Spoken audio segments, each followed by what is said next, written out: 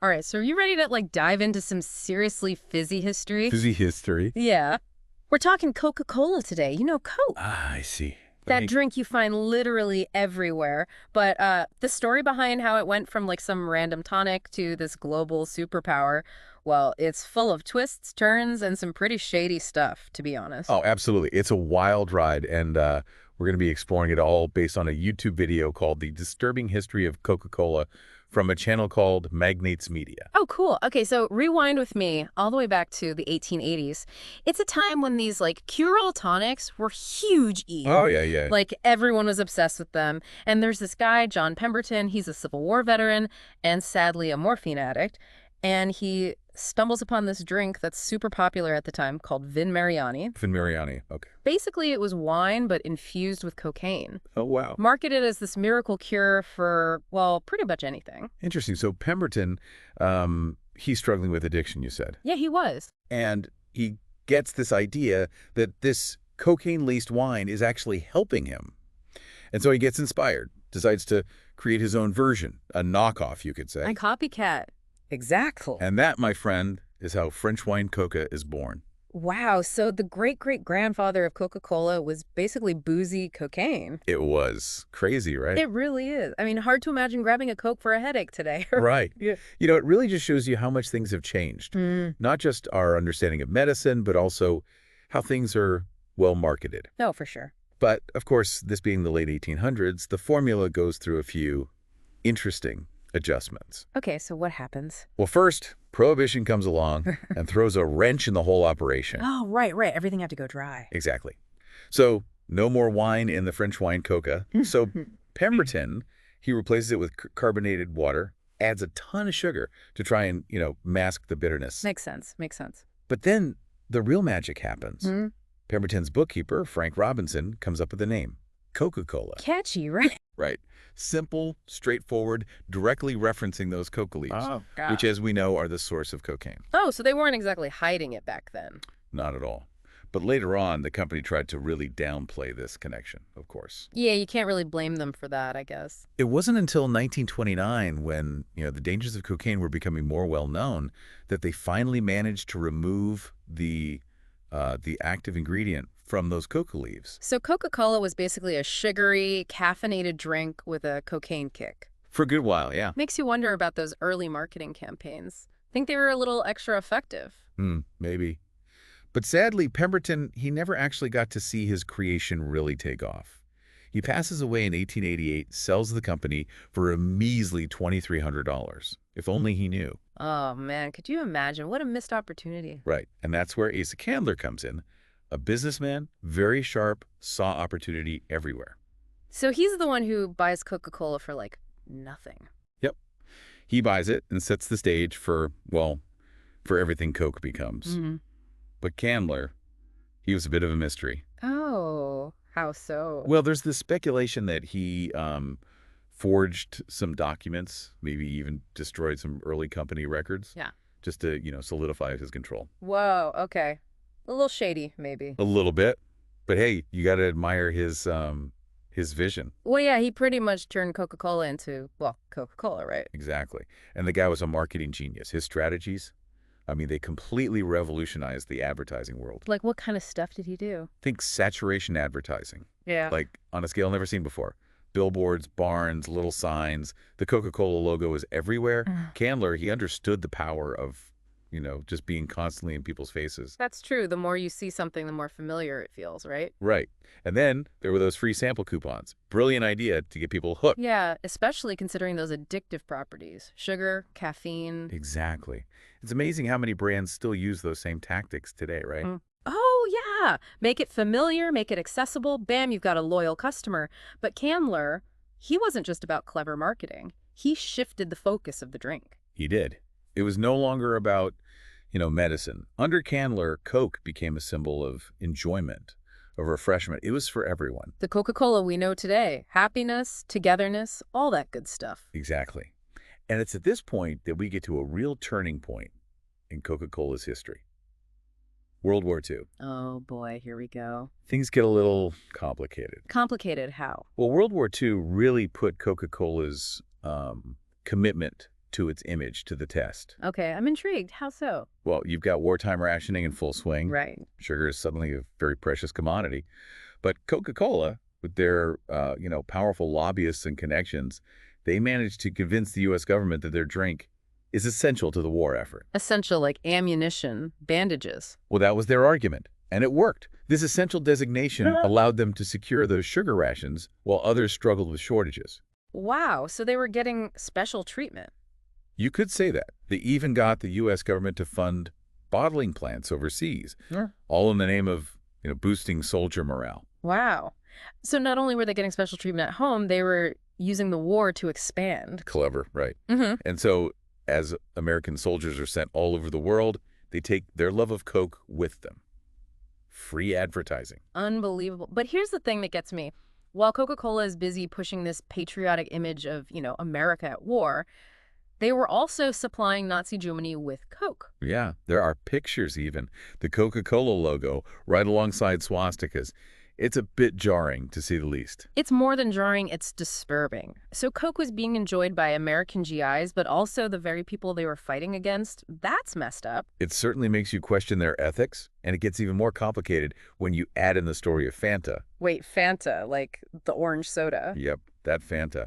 It actually started in Nazi Germany. So because of wartime restrictions, the head of Coca-Cola's German bottling operation, Max Keith, he can't get the syrup he needs to make Coke. So he gets creative. Okay, so how does Fanta come into all this? Well, he uses leftover apple fiber, whey, whatever he could find, and creates this new drink. And boom, Fanta's born. So Fanta was a wartime invention. It was. And it became huge GE in Germany.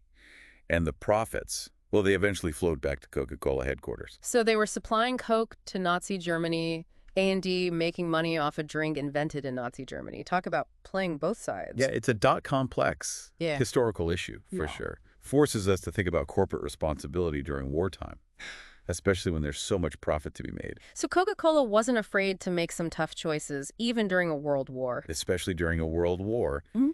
And sadly, this pattern doesn't really go away even after the war ends. So, yeah, after the war, Coca-Cola, they really wanted to dominate. Yeah, global dominate. They weren't just a drink anymore. They were a symbol, right? Like the American way of life, all that. Exactly.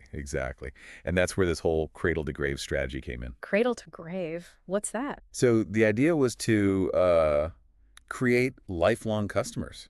Like, start them young, Oh, wow. So they were already thinking about that back then, hooking kids early. Oh, yeah. Think about it. All those brands that try to, get you when you're a kid. Yeah. I was obsessed with this one fast food place as a kid, had all their toys. Thinking back, it's obvious what they were doing. Right. But Coke, they took it to a whole other level. We're talking exclusive contracts with schools. Whoa, so kids could only drink Coke. Pretty much. Right. Plus all those collectible toys, product placement in movies, those heartwarming ads. Yeah, tugging at your heartstrings. Coke wanted to be a part of your life, literally from childhood to, well, the grave. Smart, I guess. But then things started to change, right? The whole sugar thing. Yeah, people started to realize that maybe sugary drinks weren't so healthy after all. Obesity, diabetes, And that couldn't have been good for the Coca-Cola image. It wasn't. And their response, well, they basically took a page out of Big Tobacco's playbook. Oh, how so? They funded studies that, tried to make the science seem uncertain. They lobbied against sugar taxes. The classic create doubt strategy. Exactly. Just try to keep people buying no matter what. But it wasn't just the health stuff they were dealing with. Oh, right. The contamination stuff. Yeah. There were several scandals. Remember Dasani? Dasani, like the bottled water. Yep. They launched it in the UK. All this hype about purified water. Right. But wasn't it just tap water? Pretty much. And even worse, it ended up being contaminated. No, I remember that. That was bad. It was. And there were issues in Belgium and France, too. Oh, yeah. What happened? People got sick after drinking Coke, hundreds of them. Led to product recalls, even temporary bans. So contaminated Coke? Yep. And Coke, they were criticized for their slow response. It seemed protecting their image mattered more than people's safety. That's just wrong. Right. And then there's the whole groundwater contamination issue in India. Right. That was more than just people getting sick. This was about entire communities. Right. In places where Coke had plants, they were accused of polluting the water. Right. really bad consequences. Yeah. Like the source we're using actually quotes people from these communities. Yeah, one woman said, "Before this company came, our lives were comfortable and beautiful. After the company came, within 6 months, the taste of the water changed." It's heartbreaking, you know. These stories really highlight the cost of putting profit over everything else. And the water issues didn't stop there. Coke was also operating in places dealing with droughts, especially in Mexico. Oh, right. Wasn't the president of Mexico at the time? A former head of Coca-Cola Mexico. Yeah. Definitely makes you wonder. During his time in office, he gave Coke 27 water concessions. 27. Wow, that's a lot of water. It is. And people argued that, it came at the expense of the local people, especially indigenous communities who were already struggling with water shortages. So again, it looks like Coke using their power to get what they want, even if it means hurting people or the planet. It's a real pattern here. Unfortunately. Makes you really think about the true cost of that bottle of Coke you see on the shelf. But the controversies, they don't end there. Coke was also accused of some pretty sketchy stuff to boost their sales, their profits. Okay, now we're talking. I love a good business scandal. Well, there's this thing called channel stuffing. Basically, they forced distributors to buy way more syrup than they needed. So Coke could look good to their investors. Exactly. Inflate those sales figures. Even if it meant distributors were stuck with all this extra syrup they couldn't sell. That's not right. It's like a bakery forcing a store to buy way more bread than they need, just to make themselves look good. Exactly. And then there were the allegations that they were basically strong-arming retailers. Like forcing them to put Coke products front and center. Exactly. Give them the best shelf space, even if other brands might be more popular. So much for fair competition. Right. But we also need to talk about the Stop Killer Coke campaign. Yeah, that one's a bit darker. The allegations about violence against union members. It's a heavy topic. So, starting in the late 1980s, there were reports coming out of Colombia and Guatemala. Workers at Coke bottling plants, union members, they were disappearing, some even turning up dead. Wait, seriously? Yeah. And these workers, they were just fighting for better wages, better working conditions, basic rights. And Coke was trying to silence them? Is that where the whole Sparkle of Death name comes from? It is. And while we may never know the full story, the deaths and threats against these union members are real. There were even lawsuits, accusations that Coke was hiring, like paramilitary groups to intimidate and silence these workers. Man, that's scary. Imagine trying to fight for your rights when your life's on the line. It was a dangerous, often deadly struggle. And Coke has always said they had nothing to do with any of this. But, the allegations haven't got away. It shows how dangerous the fight for workers' rights can be, especially when you're up against these huge corporations. But even with all this bad press, Coke managed to pull off one of the most infamous marketing stunts ever. Oh, yeah. Yeah. New Coke fiasco. That whole thing was crazy. A story of arrogance, genius, and the power of nostalgia. But I think we should save that for our next segment. All right, so we've uncovered some pretty wild stuff, huh? Coke's wartime dealings, the aggressive marketing, and then those environmental and labor issues. Heavy stuff. It is. But you know what? Let's shift gears a bit. Something a little lighter. Remember that time Coke tried to reinvent itself? Oh, yeah. New Coke. What a disaster. A total disaster. But it's a really interesting story. It shows you how much psychology, nostalgia, all that plays into how we feel about brands. So remind me, what was going on back then? Like, why did they even think about changing the formula? Well, it's the early 80s, and Coke is facing some serious competition from Pepsi. Oh, right, the Pepsi challenge. Those blind taste tests were everywhere, and people were actually choosing Pepsi. I bet Coke was freaking out. They were. It was a huge blow to their ego and their market share, so they decided to gamble. Gamble? How so? They spent millions developing a new formula. It's supposed to taste smoother, sweeter, more modern, all that. They did tons of taste tests, and people seemed to prefer it. So they thought they had a winner. They did. So they did something crazy. They got rid of the classic formula, the one everyone loved, and launched New Coke. Wow. Talk about a bold move. Did they think people wouldn't notice? I don't know what they were thinking. Maybe they were a little too confident. But the reaction, oh man, it was bad. I bet. Like, people were seriously attached to the original. It was more than just the taste. It was about messing with people's memories, their childhoods. Like Coke had betrayed them. I can see that. Like, you're messing with a part of their identity almost. Exactly. It was a PR nightmare. For Protests, boycotts, angry letters. Coke totally underestimated how much the original formula meant to people. Yeah, they learned the hard way. You can't just mess with something people love that much. It's like an institution. Right. So what do? Just 79 days after this huge launch, they cave, they bring back the original, call it Classic Coke, and try to spin it as a win for the people. A win for the little guy? That's good marketing right there. Oh, it was brilliant. Sales went through the roof. People were just so happy to have their Coke back. They didn't even care how they'd been manipulated. It's kind of funny in a way. But here's the thing. Didn't the taste test still show that people preferred the taste of new Coke? They did. But when they had a choice, they went with Classic Coke every time. Nostalgia is powerful, man. It really is. So sometimes it's not even about the product itself. It's about the memories, the feelings. Exactly. And that's a lesson for any brand, really. You got to connect with people on that deeper level. If you don't, you're going to fail, even with a great product. And, in a way, the whole new Coke thing kind of sums up Coca-Cola, doesn't it?